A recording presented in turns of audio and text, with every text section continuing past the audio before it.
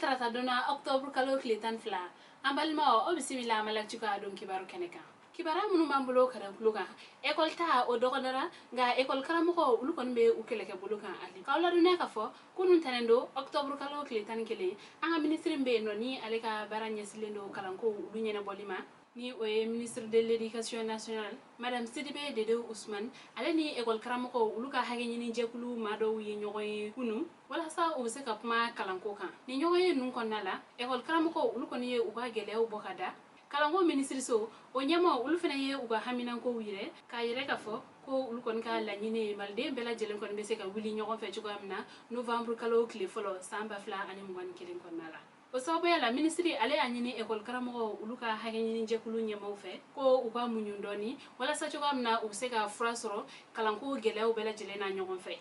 kawla dula ka foni nyogo yen ko fe mo wati sa ka fo falon ko ni ko école karamo ulu segina uko sabla alibi nyogo yen ubesina kibara ware mamolo kada ukuluka INSP ni o Institut National de Santé Publique ale barakela ulu ye barabla do damne octobre kalo kletan kele intenendo o bena to sina fo octobre kalo kletan saba arabado kibara musrama ulu kon ne ayire ka fo ko INSP ale koni barakela ulu koni dusman kasale no kosabe ka yire ka fo ko uga hage kon te ka sabati sabala uga hage nyini jekulu ulu koni willa ka joni layini chaman koni uga sega sabati wala sa ulu koni ka barake anyema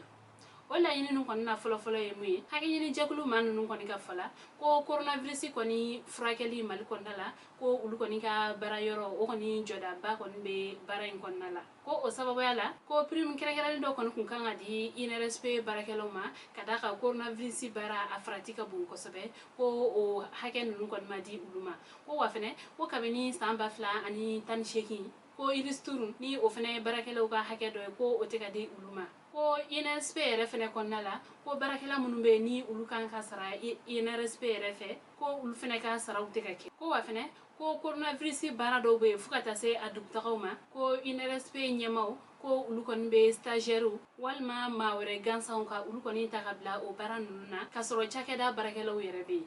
albi hage nyini jekulu mko ka fola ulu ko ne ayire ka fo ko barakelaw ko sengon dalendo ulu bela jelenka formation ka ko sabla ko alni akari mo mi ka formation ge ko otenye soro nunne INSP barakelaw ulu ka la nyinu lap mabaye ko uba nyini nyemaw fe ni la nyini nun kon ka se ka sabati ulu wala sa ulu ka barake anyema kibara ware mambulo kada klukan wada yakunu tenendo octobre kalo kletan kele ayire la ka fo ko coronavirus yera mo tan kono tona mali jamana konnala ko manani ulu kena la ka fo coronavirus banala kawla dona ka fo ko coronavirus yera ma tan kono to mun nani ko do bora kay do bora kulikoro sikaso ani bamako sigidaw konnala mali jamana nyamako ulu kon be alanyini bela jelefe ko be ka famia ka fo ko coronavirus bana ale koni mata ko o sababu yala mako ku jento sanwa wale ulula batolula alibi wala sa am saka kisi coronavirus bana toroma kawla do ne ka fo ame domine ko bi coronavirus yira mako mununa temele fo kana bla sisana ko ulu kon be mako batanduru ani mako kemenani ani bi konontona mako munu no yala ka bo coronavirus bana la ulu be mako batanani ani mako kemesaba ani bi shegni flala coronavirus bana ba to munu be alibi ulu fene hakebe mako kemefla ani mako binani sabala kuna fini kunchala kibara ware mambulo kada uklukan CNT ni ale Conseil national de la transition wasa de mblo norobla o nyama malki jaw ale sebenke kala nyini CNT kono mawfe ko uga CNT sharia wala batu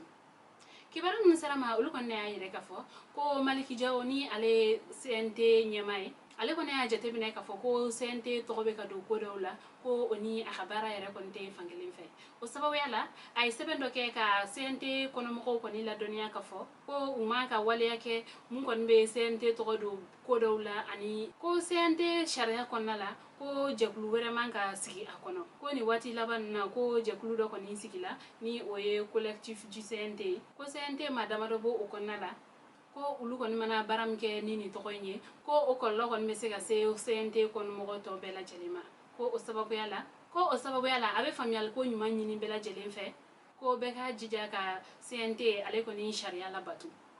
ampalima ni no ko aka bidon kibaro e kada o klukan ani che aka kluma jola aka ambe anyokona wore